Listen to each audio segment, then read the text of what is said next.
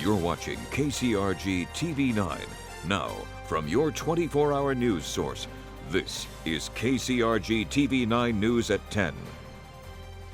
It has been a night of severe weather across much of eastern Iowa with tornado warnings for quite a few areas. This is a viewer video of some rotation in the clouds in Johnson County. The National Weather Service also confirms one tornado in Poweshiek County. We've also had reports of other possible touchdowns. Many counties in our area have been under those tornado warnings this evening. So we want to go right away to First Alert Storm Team meteorologist Justin Gertz for the latest. Justin, has the threat passed? It is going to be winding down here soon. We still have that severe thunderstorm warning until 10:15 for portions of Cedar County as well as southern Jones County. That's for some strong winds. In fact, just within the past few minutes have gotten some reports in from law enforcement around the Clarence area, and a trained weather spotter estimating 70 to 80 mile an hour winds in the Clarence area with tree branches down and power being lost. Also, that is moving off toward the east at about 25 miles per hour. So this is moving down Highway 30, and we'll put a storm track on this as it comes off toward the east. May also be seeing some strong winds just south of the Tipton area as well. This is moving off to the east again about 25 miles per hour. That would put it in Loudon in the next few minutes. Massillon at 10:04, Lost Nation at 10:14, Bennett at 10:17, out toward New Liberty at 10:28, and Calamus at 10:34. Again, that line of thunderstorms, which has a history of producing some very strong winds within the past several minutes in the Clarence area. Also, I would not be surprised if just south of Tipton we see some strong winds coming in as well, heading toward the Bennett area.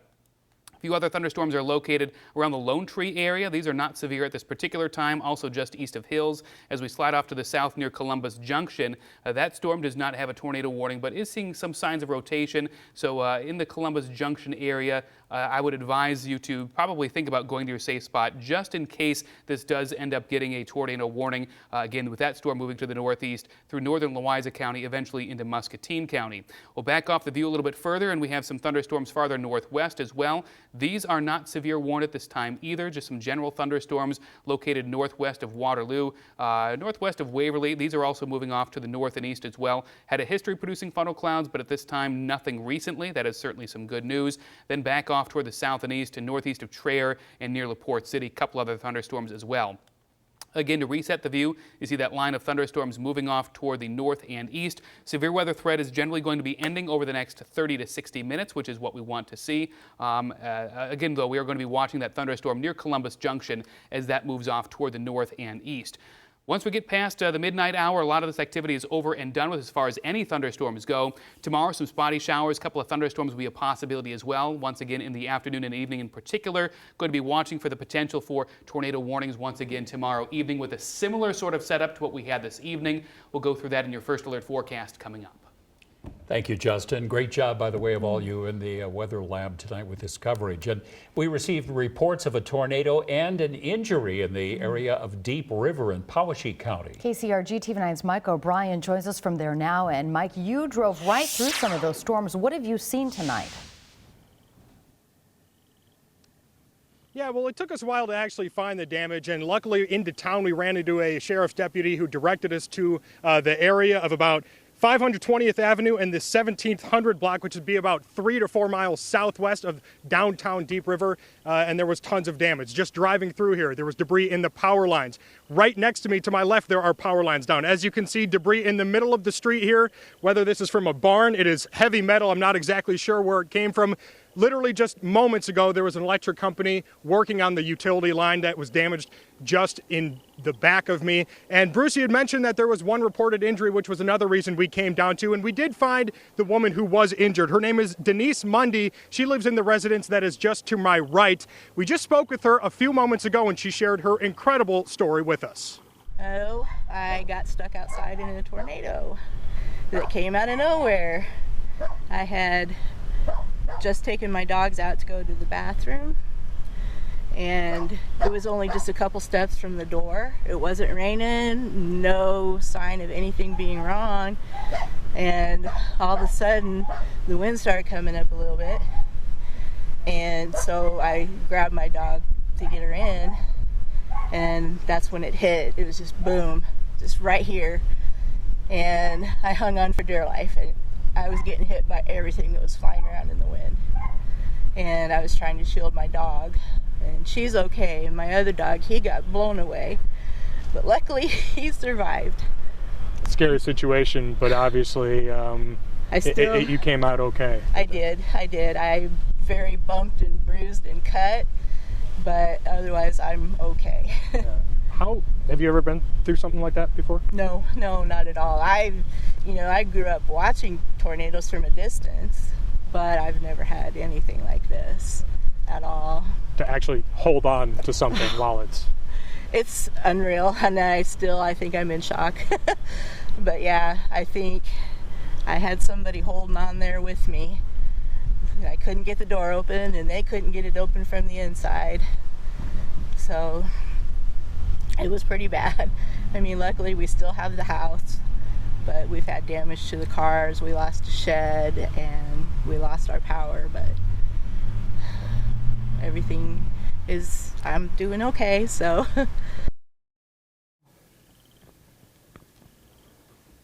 Now, initially, Miss Mundy was treated by an ambulance, but she declined to take the ambulance into the hospital. But as you saw in that interview, she was saying that she still is suffering from a few cuts and bruises and may end up in the hospital at a later time. Live from Deer River, Mike O'Brien, KCRG News.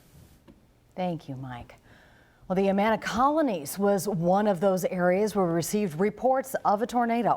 KCRG TV9's Mary Green is live in Middle Amana tonight. And Mary, what have you discovered there? Well, Bruce, if you were to drive around the Amanas right now, you might not even know that a storm strong enough to set off those storm warnings had even rolled through just a couple hours ago. Now, we drove through Middle Amana, and really the most that we saw of evidence of the storm were some wet roads, wet grass, and some puddling and a little bit of standing water in the road. Now, I talked not too long ago with a firefighter from the Amana Fire Department to check in to see what they had seen, and he said really they had crews out all night after those storms came through to check it out, and he said they saw no major damage, not even anything as much as a tree down. He said their big concern that they were seeing right after the storms was there was some standing water in the roads, about an inch and a half of that water, but he said by now really almost all of that has dissipated. Like he said, a little bit of puddling in the road, but for now, it looks like this is all that is left from these storms that came through not too long ago in the Amanas. Live in Middle Amana, Mary Green, KCRG TV9 News.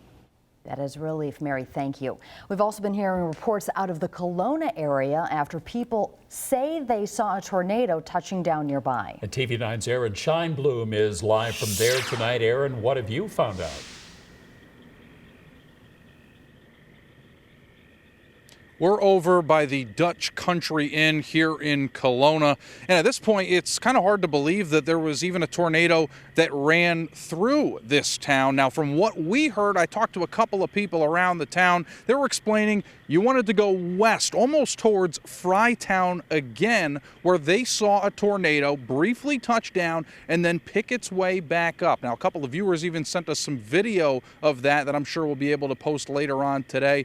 But what happened in their words was some of them didn't even realize that a tornado had actually touched down. But on my way over here from Iowa City, what I can tell you is that it was heavy rain at times and it got dark incredibly quickly. So it's only a matter of time as far as where we figure out where this damage was that was confirmed by the National Weather Service. We did go about 4 miles in each direction from the center of town to try and find it, but obviously it's a little dark around 10 o'clock, so we're trying to try and find that for you later on tonight. What I can tell you is that from what we've experienced here, it seems like it's one of those things where they kind of got excited as if something was going to happen, but they were relieved that no one was hurt in this area and it just kind of went through. Now, we did see a couple of emergency vehicles coming in from the south down here at Highway 1 right now at the intersection of Highway 1 and Highway 22, but we'll figure out exactly where that damage did occur, and we'll be able to get you the most up-to-date information as soon as possible. For now, we're live in Kelowna. Aaron Scheinblum, KCRG TV9 News. Thank you, Aaron. Our First Alert Storm Team has spent hours on the air tonight following those storms. Boy, have they. We've tracked reports of tornadoes. We've received pictures and videos from viewers. And First Alert Storm Team meteorologist Corey Thompson is here now with a look back at tonight's coverage. Corey? Thanks, Bruce. And yeah, we've received lots of reports of severe weather across eastern Iowa and many viewer pictures and we can take a look at those right now. Several locations in eastern Iowa with funnel clouds, possible tornadoes. Angela Goodwin showing us this at least funnel cloud near the Wellman area. Could be touching the ground. Kind of hard to see, but really well lit with that sunshine in the background.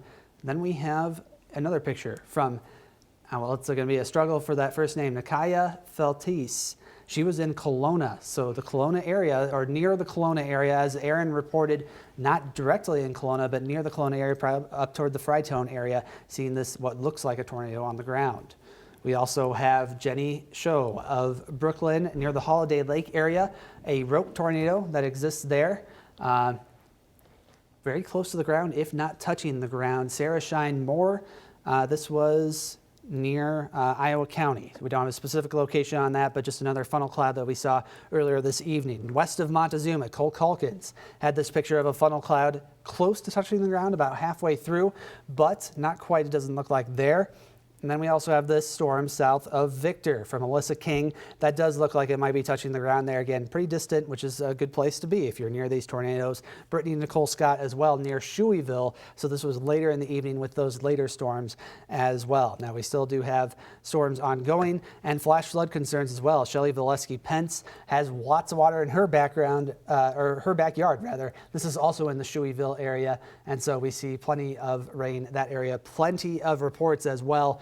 Total of 38 reports, 18 funnel clouds, 11 tornadoes, several in the flash flood and hail category as well. I'm going to send it over to meteorologist Justin Gertz because we do have a new severe thunderstorm warning that he would like to tell you about. Yeah, this goes until 11:15 this evening for the southeastern corner of Jones County, far northeastern Cedar County, and mostly going into Clinton County. Until again 11:15 this evening. 60-mile-an-hour winds, the most likely situation from that. Also have some very heavy rain. We are seeing a report of water over Highway 30, which is now closed both ways west of Clarence, according to a storm report coming in, and damage throughout Clarence from the strong wind that had come through. So again, 11:15, new severe thunderstorm warning for far northeastern Cedar County, far southeastern Jones, and much of Clinton County. Back to you. Thank you, Justin. And we'll be right back with more of our news. Stay with us right here on TV 9.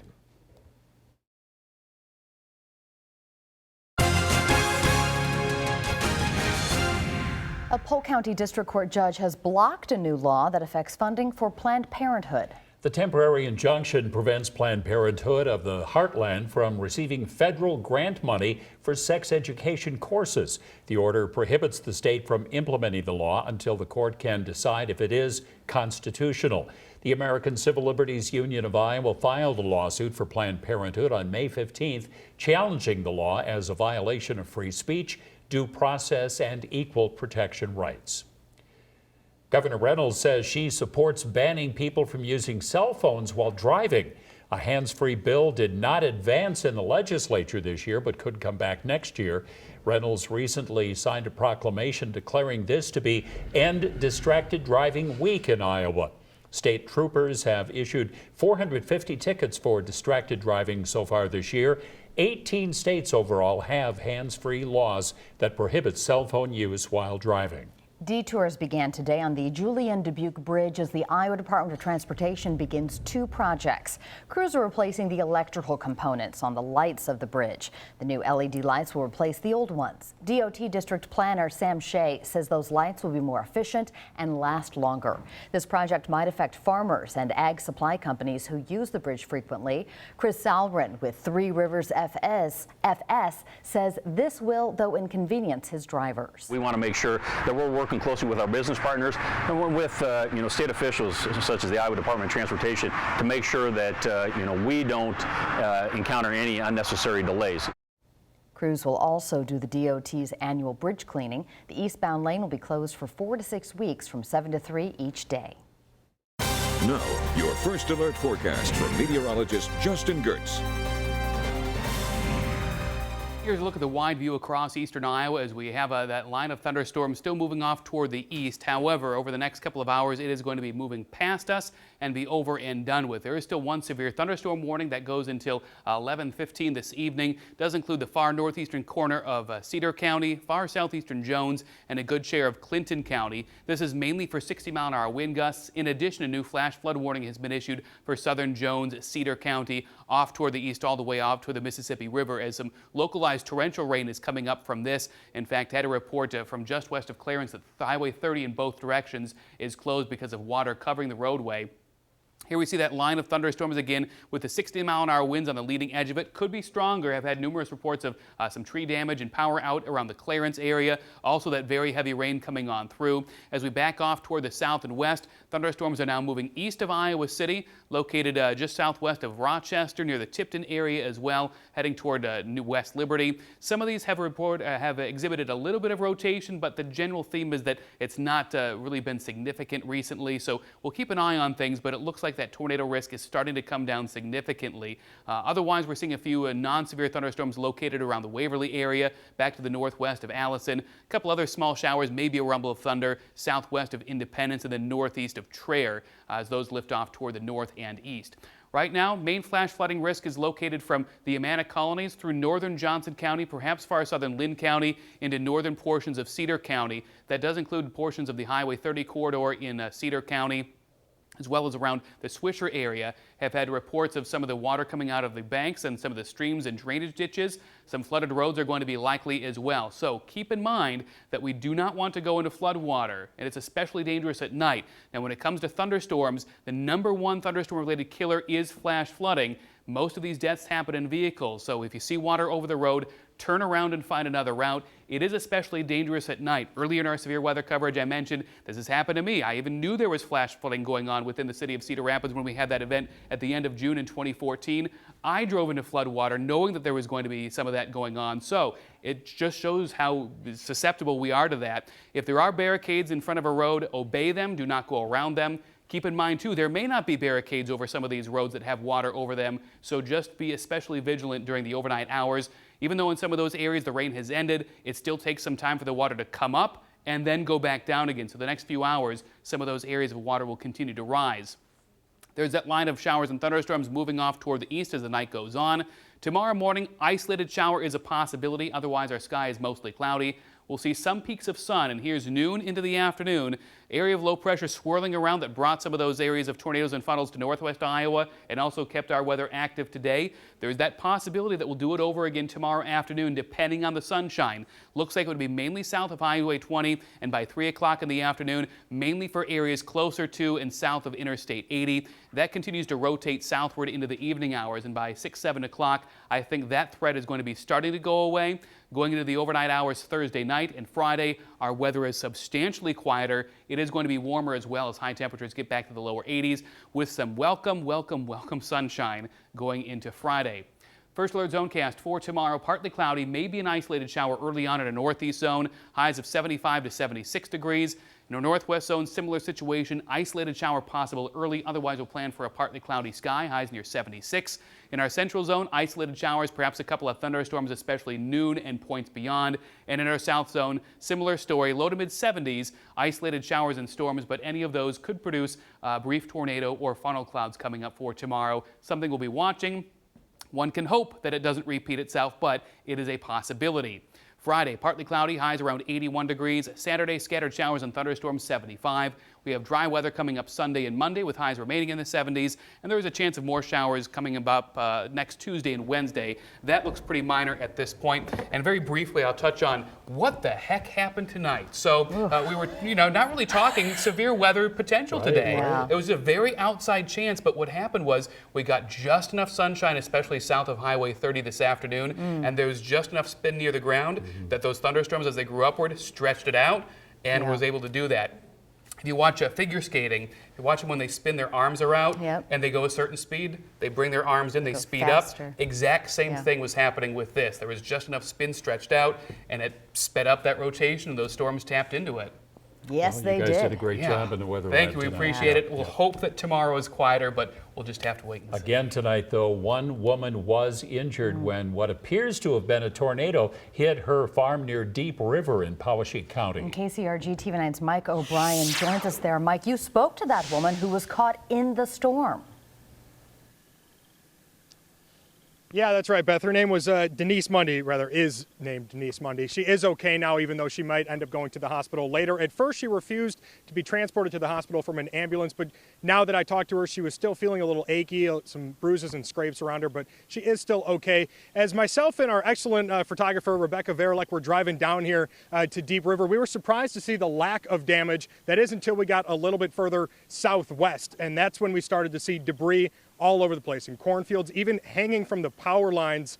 And then what more to encapsulate the visual than right here behind me, a massive piece of just metal hanging right in the middle of the street here in the intersection of 520th Avenue and the 17th 50th Street, 170th Street, just right in the middle out in the open. Just a few moments ago, we had the electrical companies working on power lines behind me. It really just is an incredible sight. And like I was mentioning, Denise Mundy, she was the one confirmed injury that we had reported to us earlier. That's why we rushed down here to see what her story was, to see if she is okay. And thankfully, she is okay. And based on the damage here, it is a miracle that anybody is okay from the amount of damage that we've seen here in Deep River. From Deep River, Mike O'Brien, KCRG News. Back to you.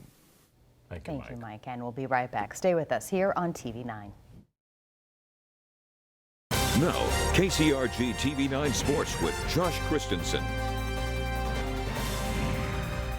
It was the start of the girls' state individual tennis tournament, Class 1A, being held down in Iowa City. We're going to start with the doubles. Number 1 seed Taylor Hogan and Elise Trost of Waterloo Columbus facing Xavier. The overhand play right here is going to go right between the Xavier players. Hogan and Trost won their opening round 6-0, 6-2. They also won their quarterfinals match. Singles, Caroline Hutchinson of Dubuque Walnut facing Margaret Harn of Columbus Catholic. And look at Hutchinson right here with the hustle. Nice backhand tap for the point. She won her opening match 6-1, 6-2. And is celebrating a birthday. She lost in the quarters. Back to doubles. The Xavier team of Emily Jasper and Miyako Coffey facing Columbus Catholic in the quarters. Coffey starts things off with a nice placement in the corner. And then it's Jasper with the overhand right here. Heads up play. And they won in straight sets to advance to the semis. High school girls soccer regionals 2A. Liberty and Marion continuing their game from yesterday. It was tied 1-1 after one half. In the second, Marion's Naomi Smith gets around two defenders and blasts it in for the goal right here. Indians go up 2-1. Later on, Marion with a free kick. It's going to get saved, then goes off the crossbar, but Joe Hartke right there to bury the rebound, and Marion advances with the 4-1 win. 3A action, Linn-Mar hosting Dubuque Hempstead. First half, Linn-Mar up 1-0 already, trying to add a few more goals to the scoreboard. Long crossing pass, but Hempstead keeper Bella Edminster snags it right out of the air, keeps it 1-0, but Lions stay on the attack. Leah Allers right there with the left foot finish. This game was called after halftime because of the storms, but Linn-Mar does advance with the 2-0 win. State girls golf tournament, they were able to get 2 rounds in. 4A, the top Eastern Iowa finisher was Abby Martin of Dubuque Senior in 5th place. 3A, Dubuque Walnut claimed the team title, and a big reason why was having 2 players finish in the top 3, Anna Jensen and Anna Nakos. 2A, New Hampton won the team title. Morgan Weber of Dyke New Hartford won the individual title by 1 stroke. And in 1A, the top Eastern Iowa finisher was Courtney Olson of Clayton Ridge in 3rd place. The Ole Miss baseball team is hosting an NCAA regional, and it begins on Friday. A key member on that team has been Iowa City West grad Austin Miller. He's made 31 appearances out of the bullpen, which is the second most in the SEC right now. He also has 61 strikeouts on the season, and he had a season-high 6 putouts in the SEC Tournament Championship on Sunday against Vanderbilt. Miller says it means a lot that the team has a ton of confidence in him, and playing at Iowa City West has helped him in these big moments. Coming into the season, I was like, well, maybe if I get a couple appearances on the weekend, like a couple weekend series, and then it just so happened at LSU I threw all 3 days that we were at LSU, and I'm throwing in the midweek sometimes. So it's honestly, if I show up to the ballpark and there's a game, I'm always ready to go take them out. I mean, once you really step on the field down here, nothing can really prepare you for it. But I think being a Trojan, I think really helped just because, like you said, we were in the state championship 3 of my 4 years there. So you kind of get accustomed to it in a way. It's kind of nice. The nation is starting to recognize Amber Pfizer and the season she's having for the University of Minnesota. Today, the Van Horn native was named a first-team All-American. She's 31-7 on the year, has a 1.17 ERA, along with 339 strikeouts. The Gophers are in the College World Series. They'll face number 2 UCLA tomorrow at 1:30. Former Hawkeye and Iowa City native Nate Kading is joining the coaching ranks in the NFL. It was announced today the Minnesota Vikings have hired Kading as a part-time kicking coach. Kading, of course, is one of the most accurate kickers in the NFL at 86.19%, and he was a 2-time Pro Bowler. Right now, he's commuting from his home in Iowa City to the Twin Cities when he is needed, but it could potentially lead to a full-time job. I would have a guy like that on my staff, of course. Yeah, he knows what he's doing. Yeah, and of course, don't forget the Iowa State boys soccer tournament has been postponed. They'll play Friday, Saturday, and Tuesday. Weather affecting everything. I know it. True. Thanks. And a final check of the weather when we come back. Stay with us. We do have that line of thunderstorms moving across the area, and there is a new severe thunderstorm warning for western Bremer County. This one runs until 11 o'clock this evening for quarter-sized hail. It is moving to the northeast at about 20 to 25 miles an hour. Storm track on that would put it in Bremer at 10:39, Artesian at 10:49, and Tripoli at 11:01. Again, quarter-sized hail is the main severe weather threat from that as it moves off toward the north and east. Looking at some of the other severe weather alerts that are in place, that area of orange, which is mainly moving into some portions of Clinton County, but still is technically in effect for far southeastern corner of Jones and far northeastern Cedar, although the main threat is moving away from there shortly. That's the severe thunderstorm warning that goes until 11:15 this evening. In addition, there are various flash flood warnings in effect in the dark reds. It does include northwestern Johnson County, northeastern portions of Iowa County, southwestern sliver of Benton, as well as southern Lynn County, although the city of Cedar Rapids really avoided much in the way of that very heavy rain. That goes until 2:15 this morning. Additional flash flood warning for southern areas of Jones County, Jackson County, Clinton County, and pretty much all of Cedar County. That runs until 4:15 in the morning. Flash flooding is going to be a concern for us. That area that I have circled is where we've had the heaviest rain this evening. Some spots of 1 to 3 inches is pretty likely. 3 would be pretty localized, but some areas certainly 1 to 2, and that was in a very short amount of time.